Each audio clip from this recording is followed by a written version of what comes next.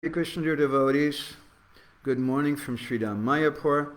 My name is Madhavananda Das, and these are our tri-weekly adventures in Srimad Bhagavatam. Today we're going to speak something more. The seventh session of our presentation we're calling Meeting in Kurukshetra. And today is part one, a subsection of what happened in Mathura. So we'll begin with a few prayers.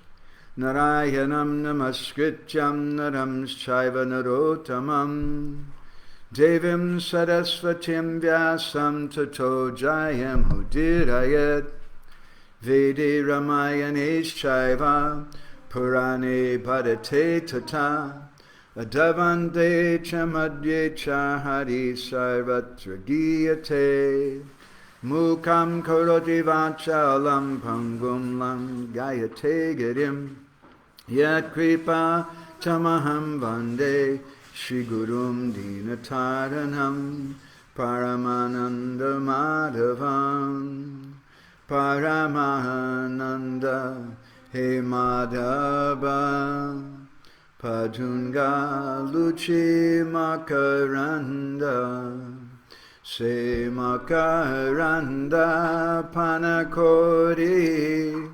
anande bolo hari hari harinka name vandavela parikori be chakadola se chakadolanga paraye Manamo Rahu Nirantare Manamo Nirantare Rahu Ha Krishna Boli Jiva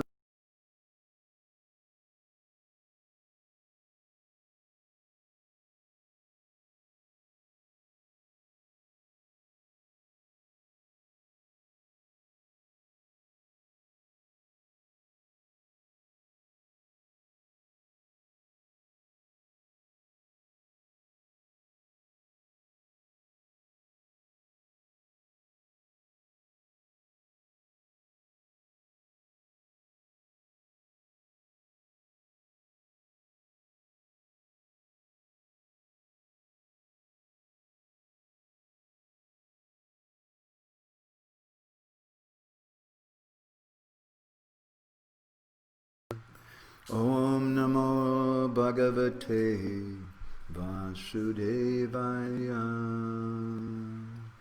So today we're on part 7 of our presentation we're calling Meeting in Kurukshetra. And this is part 1 of, I think, probably 2 or 3, maybe 4 parts of what happened in Mathura. So we heard how, in our last session, how Krishna, when he arrived at the place known as Akrura Ghat, he began writing letters to the gopis because it's hard to write in a moving chariot. And those letters were conveyed by Madhu Mangal to the gopis. And the gopis sent their replies, and there was no ordinary ink used.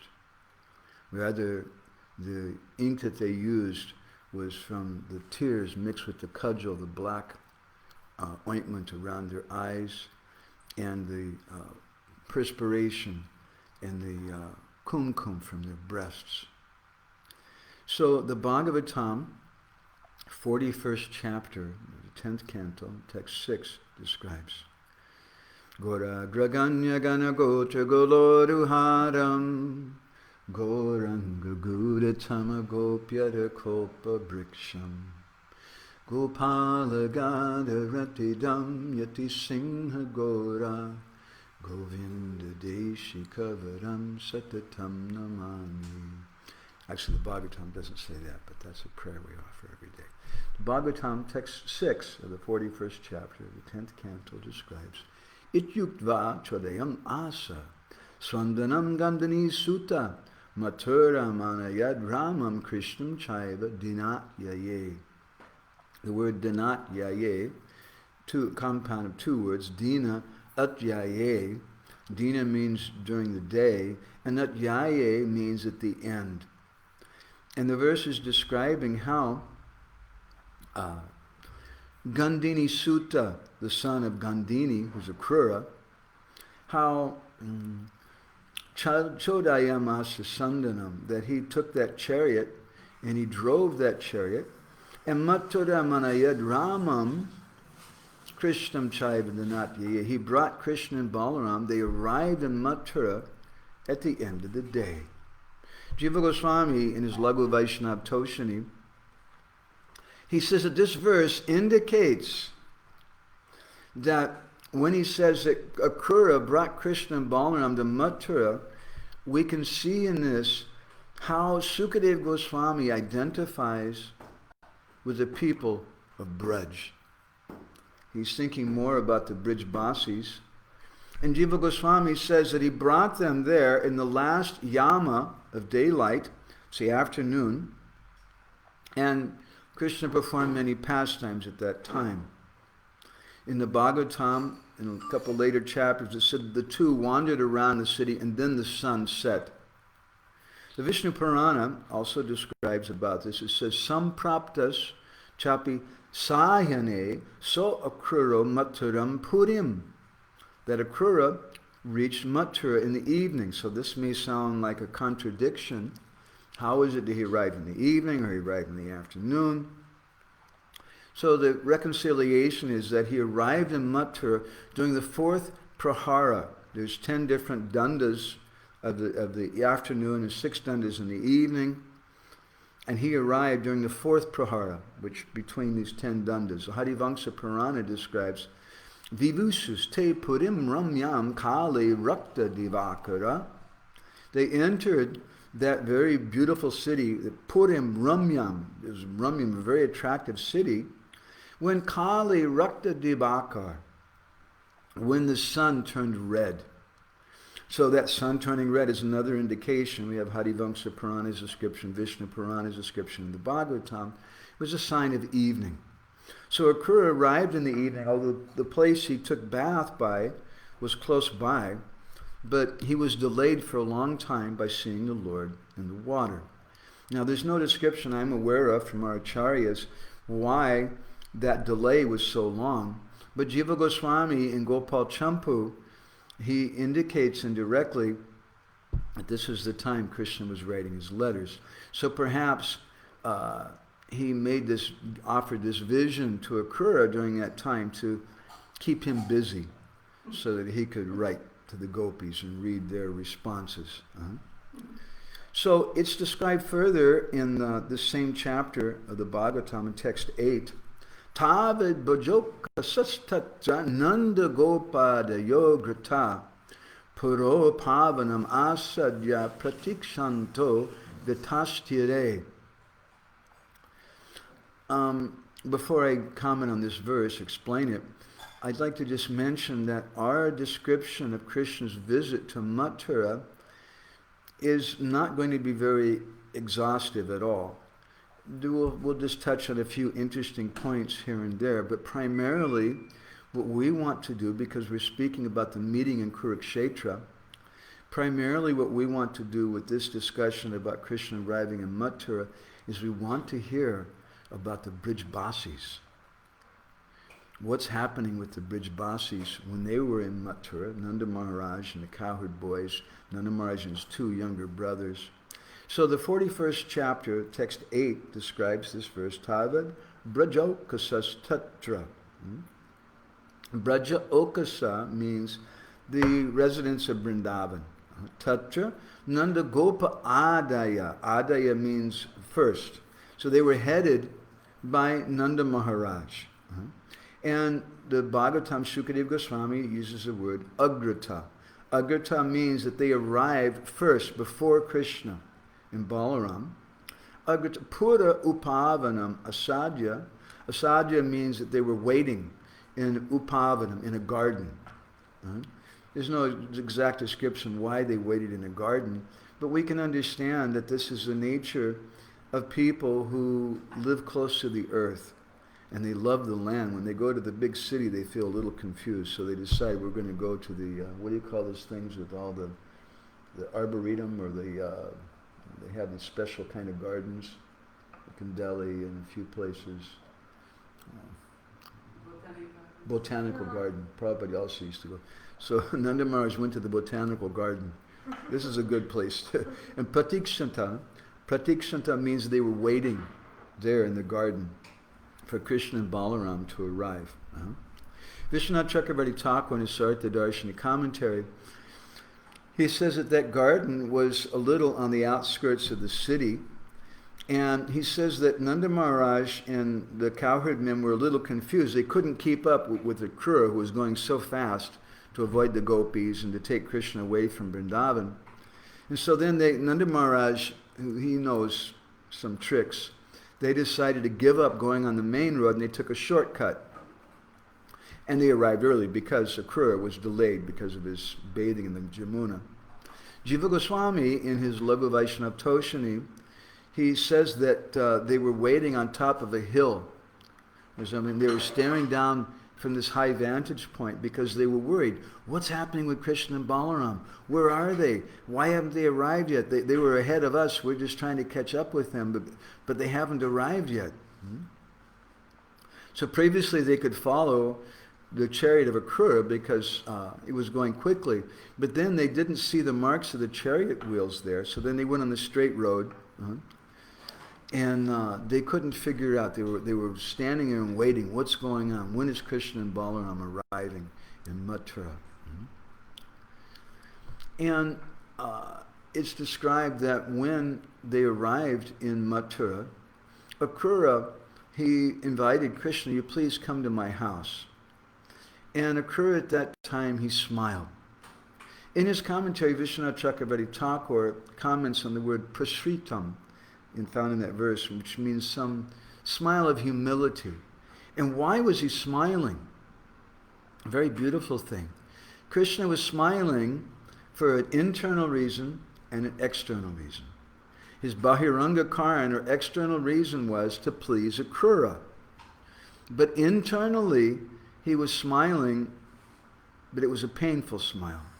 Because Krishna was feeling grief and unhappiness on seeing Mathura, because he was remembering his beloved Vrindavan.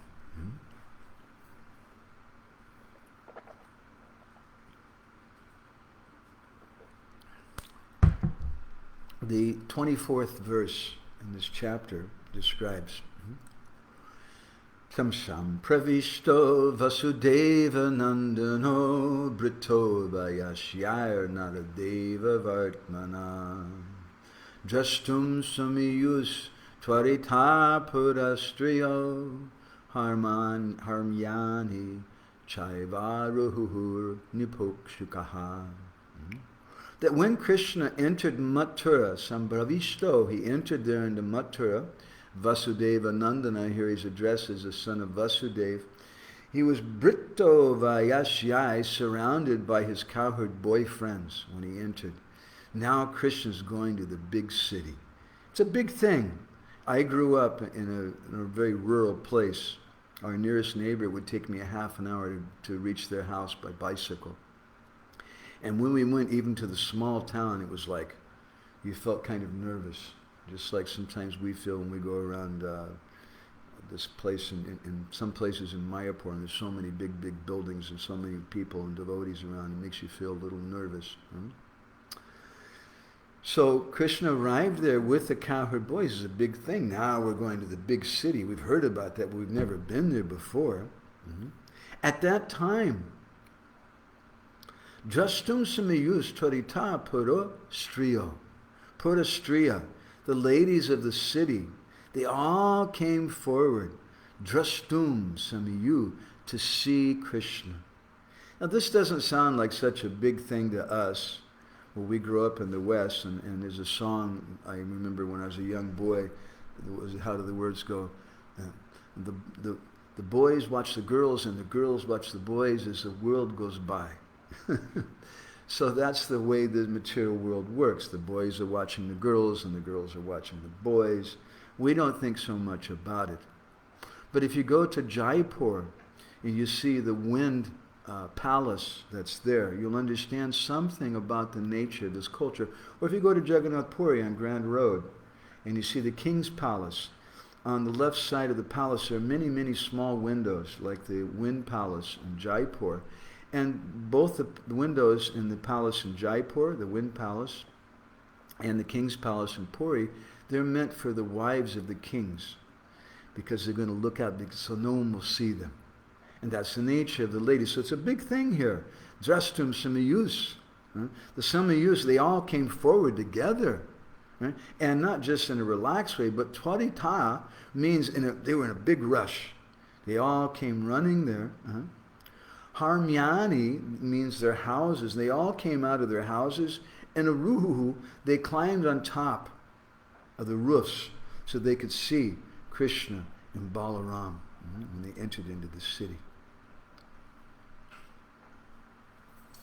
Kaschid viparyad dvitavastra bhushana visrimcha chaikam kula esh ataparaha kritaika patra shravanaika nupura nakvag vitiyam tvaparascha. And it's described amongst those ladies, Kaschit viparyak. Viparya means backwards. And Drita means to put on, Vastra means their clothes, and Bhushana means the ornaments. They'd put on some of their clothes and ornaments on backwards. Others, they forgot one earring or one set of ankle bells. And some of them, they put cudgels, some makeup on one eye, but they forgot to put it on the other eye.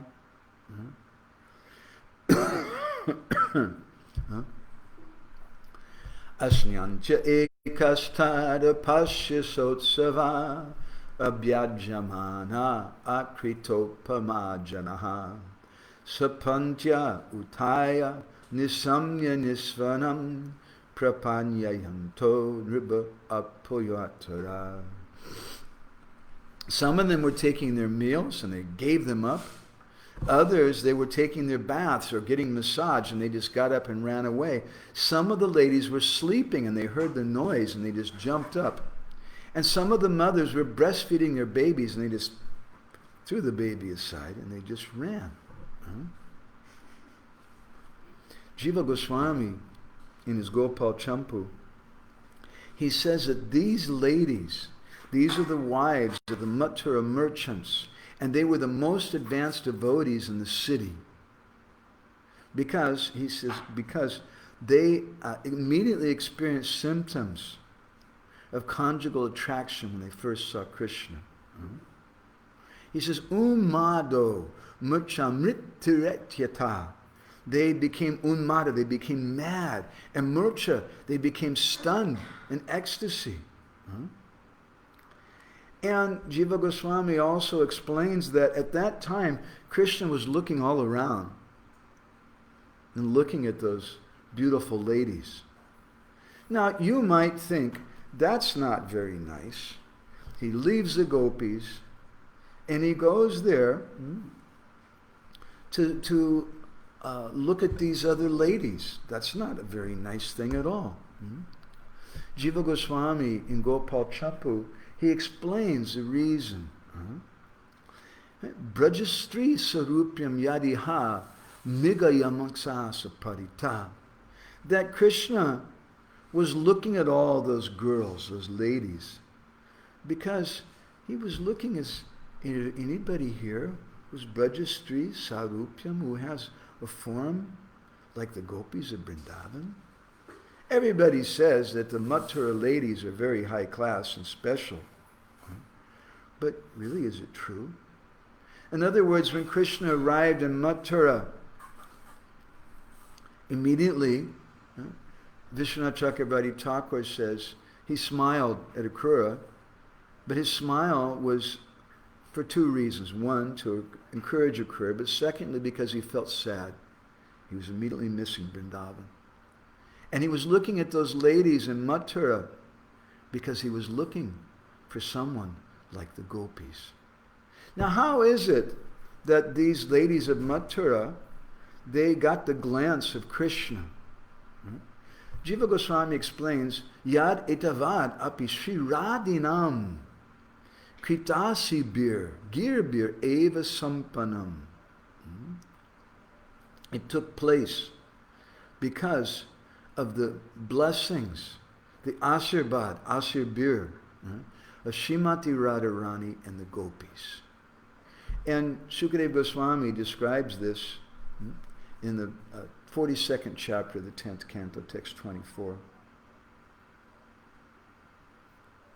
Gopyo mukunda vigame virahaturaya asasatisa ritamadupurya abhuvan sampashyatam purusha bhushana gata lakshmim hitvetarana bhajatas chakameyanam shri.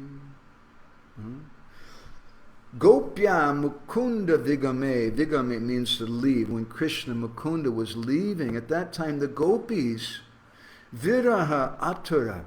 Viraha means separation. Atura means great pain or torment. They were suffering so much. At that time, Asasata, they spoke Asisha, some benediction. They gave some foretelling. They said that the residents of Mathura, they're going to enjoy many, many benedictions. This was a prediction of the gopis, and it came true because this was their words. Now all the residents of Mathura were getting to look at the beauty of Krishna. And it's described that Yanam Shri, that Ayanam Shri, that Krishna was the shelter of the eyes for Lakshmi Devi. So it's a great, great benediction. So Krishna went there, and so many things happened. He met with one washerman, who's actually a dyer of cloth, someone who dyes cloth. Very low-class person, and he spoke very harsh words to Krishna. And Krishna asked him for some cloth. He was a washerman for Kamsa, and he had Kamsa's personal cloth there. And when Krishna spoke to him like that, that washerman became so angry. He said, "Who are you? You're some residents in the forest, some village boys, and you dare to ask me for the clothes of the king? Get out of here." And then Krishna did a kind of karate chop and cut off his head. And he took the clothes and he picked out some for him and Balaram, and then he gave them to the other boys. What is the necessity of that? Two explanations have been offered. One is because they're arriving in the big city. If you're a village boy and you arrive in the big city and you're going to look around, everybody's going to laugh at me because the way I'm dressed. Like Anapayani's today, she's wearing a brand new sari. She's trying to impress everybody by that. So when you go to the big city, man, you got to dress up. You can't dress like a village boy. Everybody's going to make fun of you. And so Krishna wanted some really first-class clothes. Yeah, I think the clothes of the king, that'll be good enough. So he took those clothes and he gave them to his friends also because they're all going to the big city together. But there's a second reason also that Krishna took those clothes. He was giving a message to Kamsa. And what was that message? "Oh, Kamsa, excuse me, hello. My name is Krishna. I'm from Vrindavan. And I'm taking your clothes. In the same way that I'm taking your clothes, which is the outer identity, I'm also going to take away the outer identity you have, which is called your sharir, or your body. In other words, I'm going to kill you." Krishna was giving some indication like that. Krishna went a little further, and then they met a very high-class person, a simple man. He was a gardener. He made garlands. And he had some good qualities because he used to go to Vrindavan to get rare flowers. And so he used to see Krishna dressed sometimes as a Brijbasi. And he was so attracted by Krishna. And now Krishna's finally come to Mathura. And so he collected some flowers and he made a special garland. And he invited Krishna to come to his home. And Krishna said, Tatatmiya sakya sukha damna shudamna samadamni mityatam api soyam toyada sundara swayam urikorati sma. Jiva Goswami says in Gopal Champu that Krishna accepted him. Tatratmiya sakya sukha damna. Because his name, Sudama, was the same name as Krishna's friend in Braj, who's Sakya Sukha Damna, the abode of happiness. And therefore Krishna, Samanamni, because they had the same name, Mitratam, Krishna accepted him as his Mitra, or his friend. And then as Krishna was going along his way, we're just touching on these things very quickly and briefly, so many, many more things could be said, but our main purpose in this discussion is to speak about the residents of Vrindavan and what they think about all this. So these events were going on, and every day in Vrindavan there was some discussion in the evening, and the gopis and Srimati Radharani had gathered together, and there were two poets, Snigdhakanta and Madhukanta, who were telling everybody, so this happened, and Krishna went in, and Krishna killed the washerman, and Krishna gave mercy to the garland maker, who had the same name as Krishna's dear friend Sudama.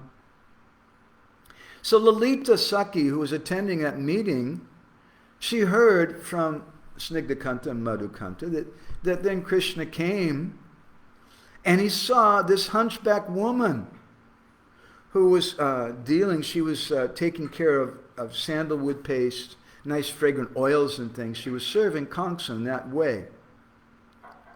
And he heard about how Krishna gave some special blessings to Kubja. So Lalita had this question. She said, Bhavet stri matra sparitam apyanugrihitam amudrisam yat kim apinakaryam arya charitanam kubjayam sucharitam tukatam nyabhyukjikritam. She said, those ladies who are blessed by Radharani and the gopis, they're really the best of all women. They're the most desirable. So how is it possible that Kubja, she's a hunchback lady, why did she get the blessings from Krishna?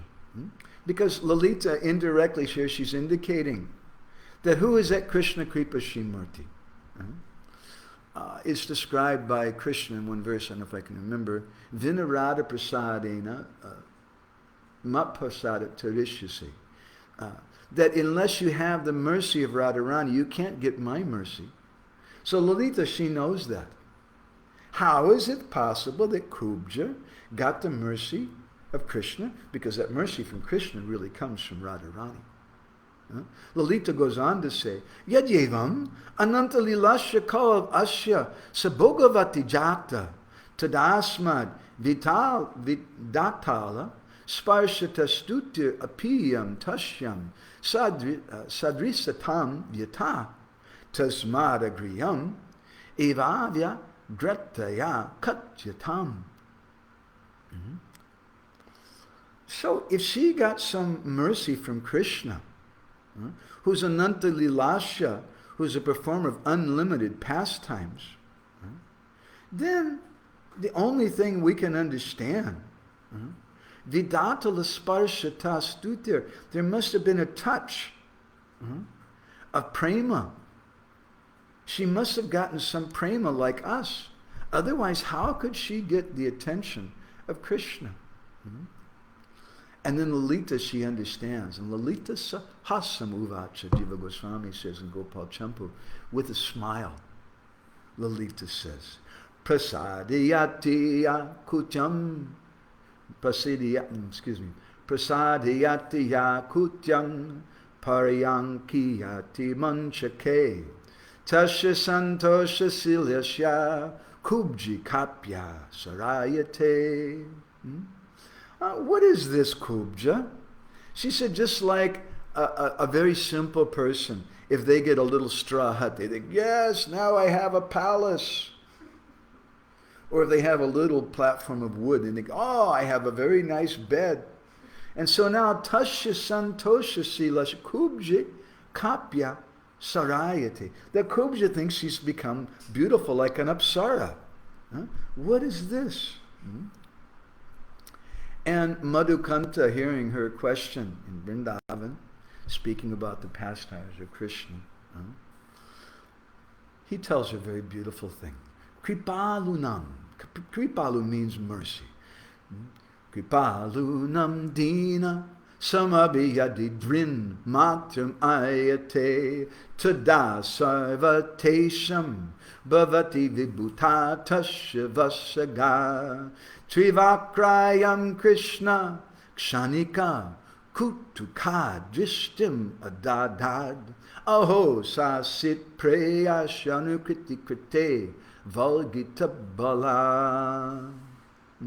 How is it that Kubja got this power?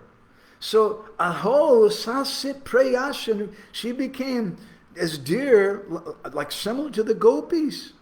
How did she get that bala? Kripalunam dina. If a very poor person is seen by a merciful person, then that person is very merciful. Abhiyadi drin matramayate. They become somewhat controlled by that poor person. Just like if you're a very compassionate person and you see someone suffering, or a compassionate person sees some poor animal suffering, you can't forget it. Srila Prabhupada once told the devotees they had an idea in the Back to Godhead magazine to print pictures of cow slaughter, the killing of the cows, to show people how terrible the slaughterhouses are and how people should stop that. And so they wrote a letter to Srila Prabhupada with that idea, and Prabhupada wrote back and said, don't do this. We don't want to see such things. He said, if you're going to have pictures of cow slaughter to stop this regulated principle, then the next thing is you may also have pictures of sex life to stop that principle. We don't want to speak about these things because a compassionate person is kripalulun. They feel so much pain from that. So Madhukanta says the reason why Kubja got this potency, got this strength to have some mercy from Krishna, he says, Trivakrayam Krishna Kshanika Kutuka Drishtam Adadad, that she got this drishti, this glance from Krishna, because Krishna was curious for a moment. Oh, and he just glanced at her. Because Krishna's thinking of the gopis of Vrindavan. Vishwanath Chakravarti Thakur comments in the Bhagavatam on this. He says that actually Kubja is really a partial expansion of Satyabhama, Krishna's wife, in Dwarka. And Satyabhama is Krishna's Bhu-Shakti, his internal potency, who is also known as Prithivi, who is the earth, who is bent down by the great burden of all these wicked rulers. So Prithivi, the topmost devotee, she shows her devotion to the Lord by offering the essence of the earth. What is the element of the earth? Fragrance. And that's represented by sandalwood paste to Krishna. That by Kubja offering a sandalwood paste to Krishna when she met him on the road. So Kubja represents the earth. And just as the earth had become bent over and was suffering from the burden of all the wicked rulers, so similarly, Kubja, who's a partial manifestation of Satyabhama, who's a Bhu-Shakti, or Prithivi, the earth, she was also bent over like this. And many things can be said about Kubja. We could have a whole seminar just about Kubja, but I won't go any further in that direction. At that time, Krishna arrived there in Mathura, and he started asking the local people, I don't know anything, there's no maps or the city or anything. He said, Tata Puran, Prachamano, Dhanusastana Machuta, Tasmin Pravishta Dadrise Dhanur Ayindram, Ivadbhutam. He said, we got invited, this Guru came and spoke to my father, Nanda Baba, and he invited me to come along with all of our friends to some Dana Yagya. And we heard that there's going to be some very, very special bow there. Can you please tell us, how do we get to that place? Jiva Goswami says that bow was so huge, it was the bow of Lord Shiva. And it took 300 people to carry that bow. It was such a huge, huge bow. And so Krishna went there, and some of the guards, they said, "Hey, what are you doing? Stop. Who are you?" And Krishna just pushed them aside. Like a lion pushes aside some sheep. If a sheep tries to stop the lion, Krishna just pushed them aside. And then Krishna picked up the bow with one hand, with his left hand, the Bhagavatam says. And then in a fraction of a second, Krishna strung it. And then Krishna, just like Lord Ramachandra, he pulled that string and he snapped the bow in two. And the Bhagavatam says, just like an excited elephant might break a stalk of sugarcane, it's no problem for an elephant to break a stalk of sugarcane. And when that happened, the Bhagavatam describes, Danuso Bhajamanasya Sabda. Sabda means a sound. Sabda Kam. Rodasi Disha. That sound, Kam means the earth, Rodasi means the sky, and Disha means all the directions. At that time, when that Bhajamanasya, the sound of that breaking of the bow, it filled the sky in all directions. Purayam masayam shrudva Kamsa trasam upagamat. And when Kamsa heard that, trasam upagamat, he experienced great fear. In other words, he wet his pants. Tad rakshina sanucharam kupita atatayana grihitu kama avarur grihitam vadyatam iti. And at that time, all the rakshina means to protect, it means the guards, all those different guards who were there, they started shouting, they picked up their weapons, because the Bhagavatam says, kupita, they were very, very angry. And at Tatayana, they picked up their weapons, and they started threatening Krishna and Krishna Anuchara, Krishna's companions, the cowherd boys. And they're saying, Grihatyam, Vatyatam, grab him, kill him, kill him. And when Krishna and Balaram saw all those guards running at them like that, they kind of glanced at each other. Are these guys serious? I think so, Krishna. And at that time, that two halves of the bow, Krishna just handed one half of the bow to Balaram, and Krishna took the other half, and they started playing baseball with all those guards and whacking their heads and things. And Krishna and Balaram, they killed all those guards. Meanwhile, Jiva Goswami in Gopal Champu, he says that Kamsa had a watchtower which is made out of diamonds. Amazing. And he was standing on the top of that watchtower, and he heard this terrible roaring sound. And he called for his servant, "Hey, come here. What was that sound?" And he said there was some black fellow and a white fellow, and they went to the bow. And he said, what did they do? Did they break the earth holding a stage or something? And the servant said, I don't know if I can really explain to you what they did. Oh, Kamsa said, what, did they pick up the bow with their own strength? And he said, I really better I don't tell you. And then Kamsa says, I heard he killed all the troops. How did he do that? So Kamsa became very afraid. Jiva Goswami says, and he wanted to drive Krishna out. He changed his mind at that point. Previously, Kamsa wanted Krishna to come, to kill him. But now he saw, oh, this might not be as simple as I thought. So he decided to drive Krishna out of the city. And so he called for more troops. All the different armies of Kamsa, they came there. And Kamsa told them, you go and find these boys.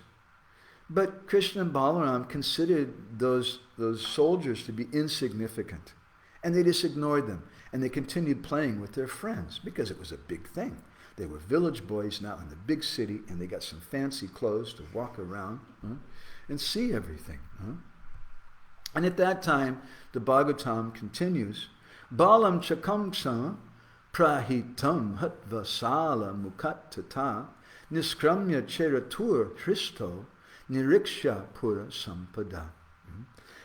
After they killed a whole contingent of soldiers sent by Kamsa, they left the sacrificial arena and they went sightseeing with the boys in the city. And the Bhagavatam goes on to say, Tayor vicharato swaryam adityastam upe vivan. Aditya is a name for the sun. Ashta means setting. So the sun was setting at that time, and the boys were rocking around, and they said, Krishna Ramo Brito Gopai Purat Chakaratam Iyatu. The boys, when Krishna first arrived in Mathura, Akrura invited him, you please come to my home. And it's not a small invitation, because Akrura has a huge palace, a very fancy place. He wanted to invite Krishna. Krishna said, that's okay, maybe I'll come later on. But this verse of the Bhagavatam describes that Krishna Ramo, along with Balaram, they went Shakatam to the place where the wagons from Vrindavan, where Nanda Maharaj and the boys were staying.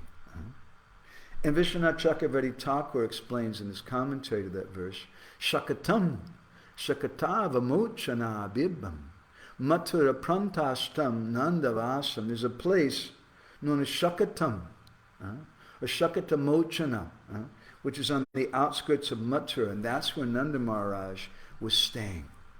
Jiva Goswami, in his Laghu Vaishnava Toshani, comments on this verse, on the words Aditya Astam, that the sun was setting. And why was the sun setting? Because Krishna's prowess, his power, was so effulgent that the sun couldn't tolerate seeing Krishna's effulgence. And so he decided, I'm going to go away, I'm leaving now. And the Bhagavatam goes on to say, what did Krishna and Balaram do when they went there with the boys to Nanda Maharaj's camp? Avani kritangri yugalo bhuktva kshiro pasekchanam usatustam chukam ratrim gyatva kangsa chikirshitam. That Krishna and Balaram, they went, they were tired, they'd been so many different places, and so they washed their feet. And because Jiva Goswami in Laghu Vaishnava Toshani says he killed the washermen, he killed all these different soldiers and things, and so we should at least wash our feet because we've killed these people. But they didn't take a full bath, Jiva Goswami says, because they considered that killing sinful people like this is actually really dharma. This is really a good thing. And the verse describes a very beautiful thing, bhuktva. Bhuktva, the word bhuktva means to eat. And what were they eating? Bhuktva kshira pasachanam.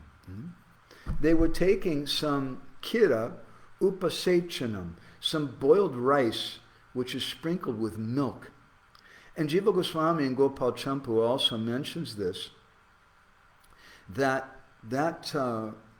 rice and milk that was made by Mother Yashoda. It was a very simple food, and it was sent by Mother Yashoda along with Nanda Maharaj to Krishna.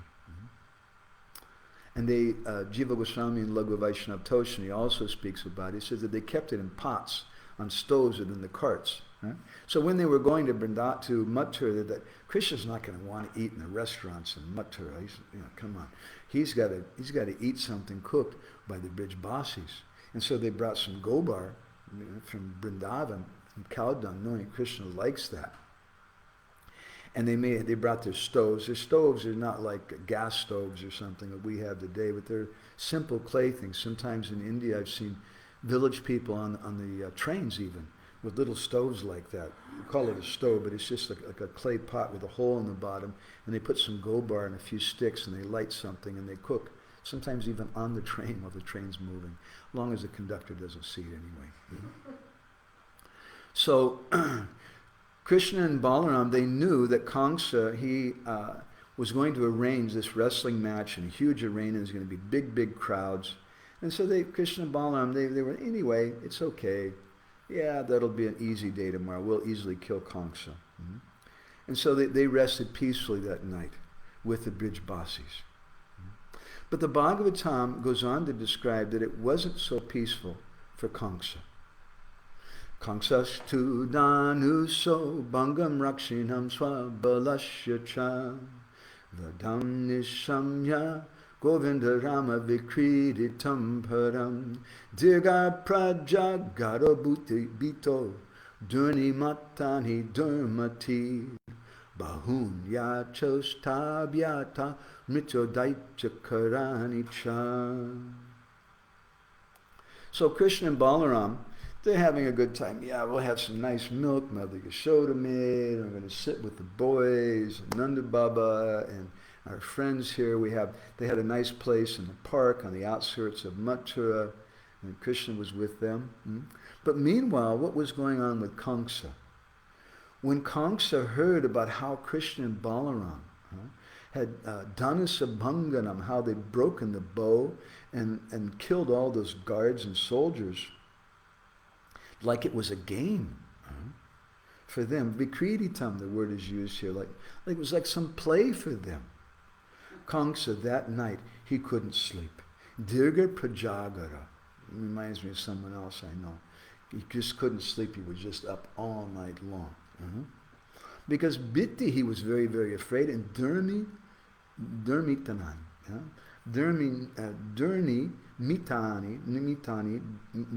Nimitani means some bad omens. Durnimitani means very, very bad. And he was seeing these terrible omens. And he couldn't sleep. And while he was awake, and sometimes while he was asleep also, he saw many, many bad omens, which are Mityu Daichakarani Cha, the messengers of death. And Kamsa said that when he looked at his reflection, the Bhagavatam says he couldn't see his head. And he would look up in the sky and he would see 2 moons and 2 sets of stars. And then he would look down in his shadow and he would see holes in his shadow. And he couldn't hear the sound of his own breathing. And when he saw trees, they looked like they were golden. And when he was walking, he couldn't see his footprints. He had a dream that some ghost was embracing him and he was riding on a donkey and drinking poison. And he saw a naked man smeared with oil who was wearing a garland of red flowers, and seeing all these different omens, both while he was dreaming and awake, Kamsa became so very, very fearful. So Kamsa, he got up early the next morning, and he called for all the wrestlers. He said, everybody's ready. Is the arena ready? It was all decorated very beautifully. And Kamsa, in that arena, he had the highest position there. And near to Kamsa's stand was a stand for Akrura and Vasudeva. And there was another stand for the ladies of Mathura, where Devaki sat. Kamsa had this much class, this much culture, that he gave respect to the ladies of Mathura. And then there's another stand for Nanda Maharaj and the cowherd boys, and that was some distance away. And then near to the entrance of the wrestling arena, Kamsa, we spoke about in one of our previous sessions about the elephant Kuvalayapida, who was the elephant who was previously owned by the father-in-law of Kamsa, Jarasandha. And so he put the Kuvalayapida there, and he arranged these wrestlers. These wrestlers were so terrible. It's described in Garga Samhita. The demigods were terrified of these. We call them wrestlers. Wrestler, we think of whatever you call that, world wrestling or whatever it is. But these mean very, very powerful warriors. And then Kamsa had them start to some music, and they began beating on drums and blowing horns and things to announce the auspiciousness. And Kamsa told them that you do this for the wrestlers. But Jiva Goswami and Gopal Champu says that it became auspicious for the entrance of Krishna and Balaram. And it's said that when Krishna and Balaram reached the arena, the gate, the boys wouldn't go first, but they sent the elder cowherd men. They sent Nanda Maharaj and his younger brothers, and then later on they went in. The Bhagavatam describes Nanda Gopadayo Gopa Bhoja Raja Samahutaha Nivedito Payanas Tu Ta Ekasmin Mancha Avisan.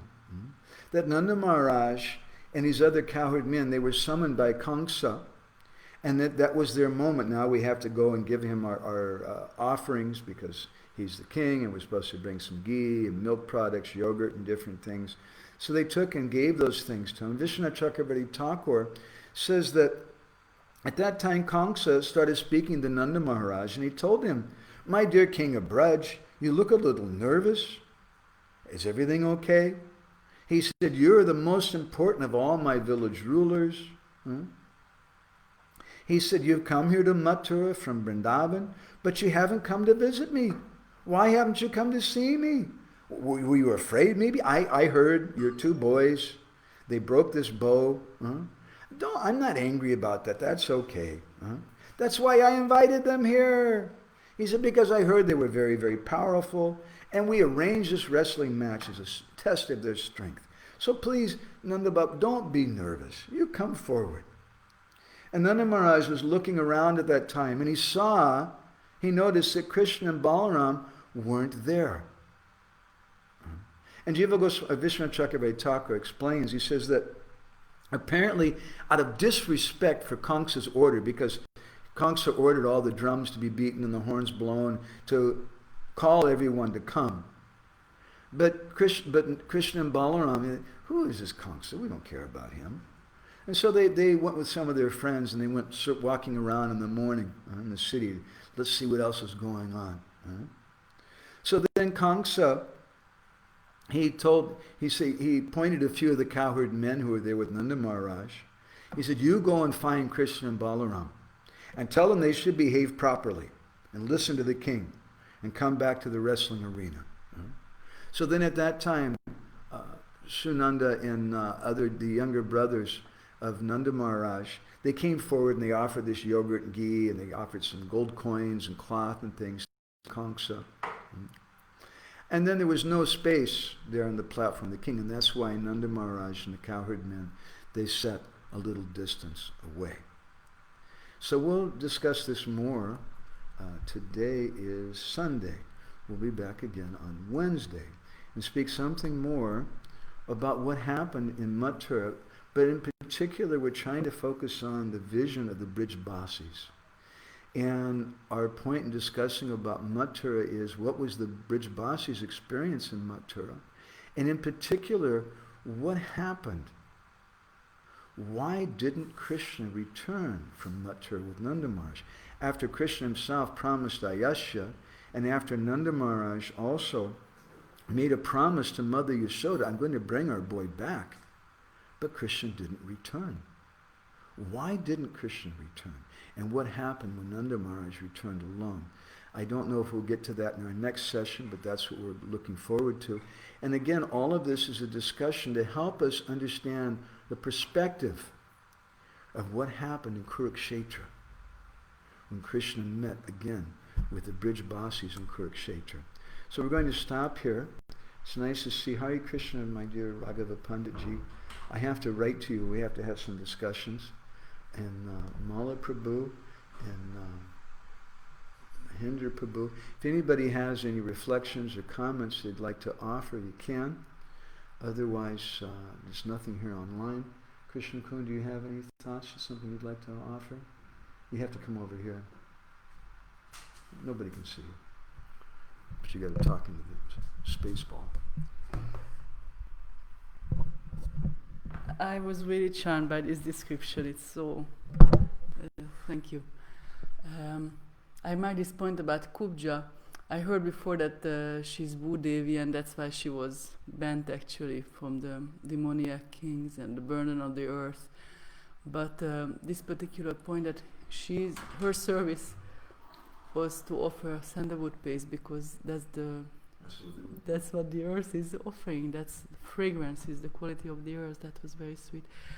I didn't understand how is it possible that they offered this boiled rice sprinkled with milk that Madhura Yashoda made, because there was another description just as Krishna was living on the chariot that Madhura Yashoda didn't even think about sending something. Is different acharyas saying different things maybe? Yes. So. Okay. Thank you for bringing that point up. I was thinking about it at the time, and I wondered, is anybody going to catch that? That point in a previous session, we mentioned how the gopis were saying, I think it's in Brihad Bhagavatamrita, that Mother Yashoda, she is so overwhelmed when Krishna left that she completely forgot to even make a lunch or anything for him. Yeah. But now we were hearing from Jiva Goswami and Vishnu Chakravarti Thakur that Mother Yashoda made this lunch for Krishna. So how do we reconcile these two things? So one possible answer could be, as given in Brihad Bhagavatamrita by Sanatana Goswami, he mentions there that these pastimes happen again and again, and they're performed in little different ways each time. And Sanatana Goswami gives some examples. He says that sometimes Krishna brings the gopis on the hoods of Kali, and he does Ras Leela. He doesn't just dance by himself, but he does Ras Leela with the gopis on the heads of Kaliya. And other times he puts a rope through Kaliya's nose, and he rides him like a horse. And sometimes he goes to Mathura. He doesn't go with the Krura, but he goes to Mathura riding on the top of Kaliya. And Kamsa gets a big surprise. So the pastimes happen in a little different way.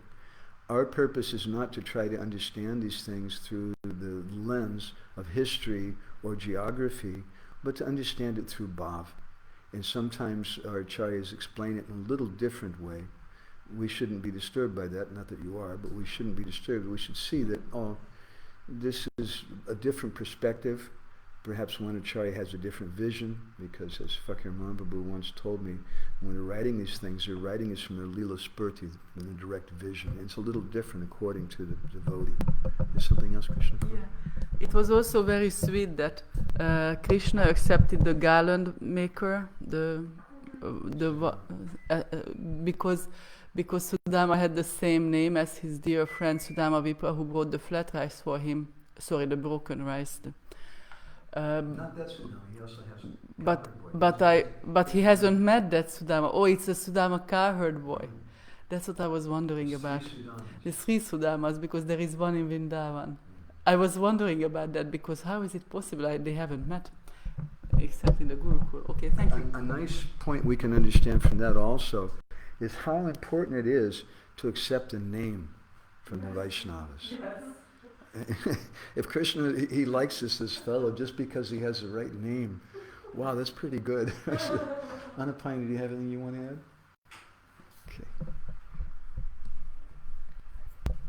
Okay. Thank you so much for speaking more about this Leela and showing more details from this particular pastime. For example, this two reasons why Krishna took the clothes from the washerman. And because I always was wondering, what's the point? What's the point? And this inner point that he wanted to show that Kamsa is going to be killed soon. And also interesting that you said at the end that Nanda Maharaj, he came on this arena, and Kamsa, he said, so you're the most important village king, why did you come before? And I was really thinking, what is Nanda Maharaj is thinking when he speaks with Kamsa, and he knows that he is terrorizing everybody here, Devaki and Vasudeva, and my son came here to kill him. So this is the main point why he came here. So I just interested what was the feeling, what were the feeling of Nanda Maharaj when he spoke to Kamsa, and what did he say to him actually in response? That's a very interesting point, and we should mark it. Nanda Maharaj is the king of Vrindavan. And as a king, it's his duty to protect Krishna, especially Krishna and all the Brijbasis. But when he goes to Kamsa, and Kamsa is such a terrible demon, and Akrura already told Nanda Maharaj that Kamsa has this idea, he wants to try to hurt Krishna and Balaram. And the gopis also told Nanda Maharaj, what are you doing? You can't take Krishna like this. Kamsa is going to try to kill him. Nanda Maharaj understands this, but Nanda Maharaj spoke sweet words to him. And Nanda Maharaj not only spoke sweet words to him, but he paid his taxes. He gave this yogurt and different things to Kamsa. So what can we understand by that? Sometimes we want to change things when we see there's a problem, especially when we see there's some injustice. But as it said, we can only act according to our sphere of influence. And Nanda Maharaj could see, this is way beyond me, that's one perspective. But another perspective is that Kamsa, as Nanda Maharaj, has faith in Krishna. What's the problem? There is no problem. Krishna's here. Right? Okay, so we'll stop there and we'll continue this discussion again on Wednesday. Grantaraj Srimad Bhagavatam ki jai, Srila Prabhupada ki jai, Samaveda Bhakta Binda ki jai, Gaur Premanandi Hari Hari Bo Vancha Kalpa Tarubhishcha Kripa